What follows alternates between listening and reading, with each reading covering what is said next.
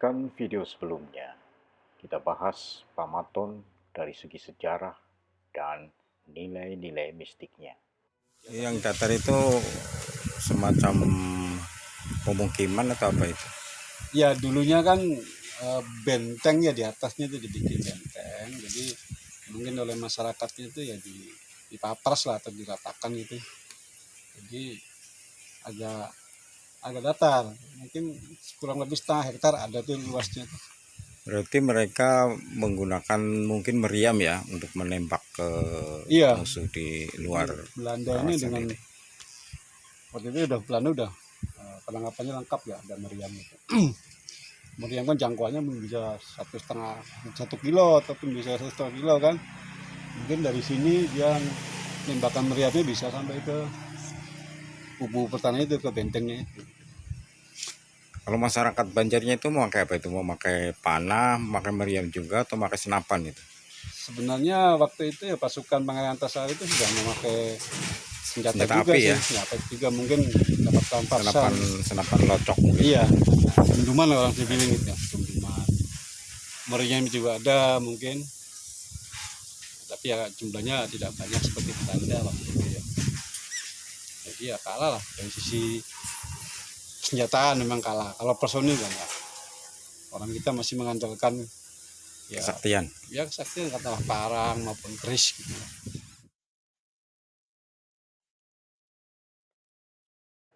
Sebagai peringatan, Pangeran Khairul Saleh Al-Mu'tasim Billah sebagai Raja Banjar terakhir membuat sanggarahan di wilayah Pamaton ini. Ya, jadi ceritanya berdasarkan prasasti ginilah, bahwa tempat ini adalah kerajaan Goib, kerajaan Goib. Kerajaan Goib Pangeran Suryanata.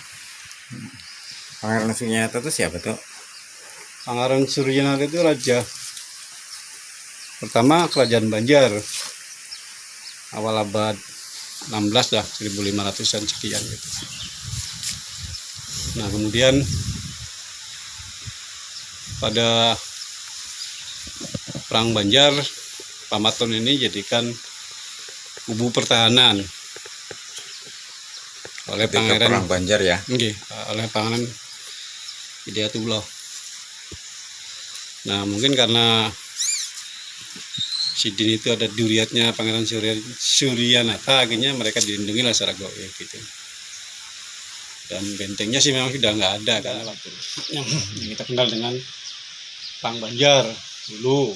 Awalnya dipimpin oleh Pangeran Antasari yang sebagai pahlawan nasional itu. Terakhir tahun berapa itu Perang Banjar itu? 1864 kalau nggak salah. 1864 ya. Cukup lama ya. Iya, karena para pimpinannya ditangkapi semua kan, termasuk panglimanya. Benang Lehman itu panglimanya tuh ditangkap juga.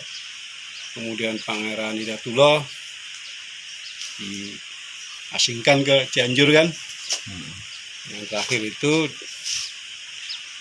sebenarnya apa ya, yang benar-benar selesai itu Perang Banjar itu kurang lebih 1905 itu. Lama sekali. Tapi perlawanannya ke daerah Hulu Sungai sana, daerah Kalteng, daerah Muara Tewe itu oleh Pangeran Muhammad Seman. Pangeran Muhammad Seman itu adalah putra daripada Pangeran Antasari.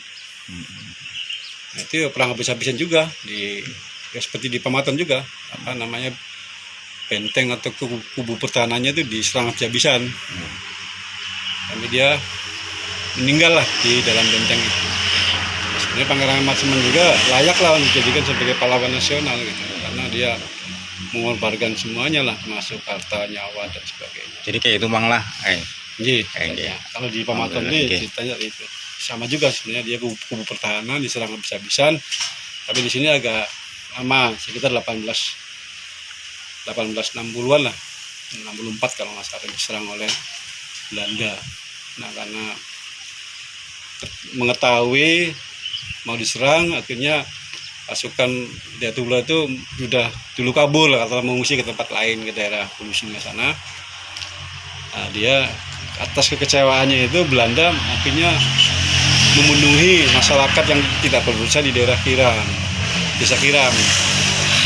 Desanya ada di bukit sebelah. Iya. Belum pas itu. Oke, terima kasih Bang. Yes, ya. Ini asalkan dampingan ke tangan kanan Pangeran Suryanata, artinya raja gitu nah. Pangeran Suryanata itu kan raja pertama Banjar. Raja pertama Banjar. Nah lalu artinya kan Bahari bila orang Betapa naik ke atas itu kan hendak jadi orang gaib, hilang di situ. Nah batu itu Bahari kan dirajah oleh Pangeran Hidayatullah. Itu batu yang di atas itu ada di atas itu Betapaan Sidin. Nah lalu orang tadi duduk di situ jadi gaib kayak itu nah. Sebelah. Ke sebelah modelnya. Ada bulik lagi lah. Ada bulik lagi. Itu zaman Belanda bang lah. Di zaman Bahari kisahnya itu. Ini apa hubungannya lawan serangan Belanda ke kerajaan Banjar ini kayak apa pintel apa lah? Nah selebihnya orang nggak ada tahu dah masalah itu. Baik guys, sampai jumpa di episode selanjutnya.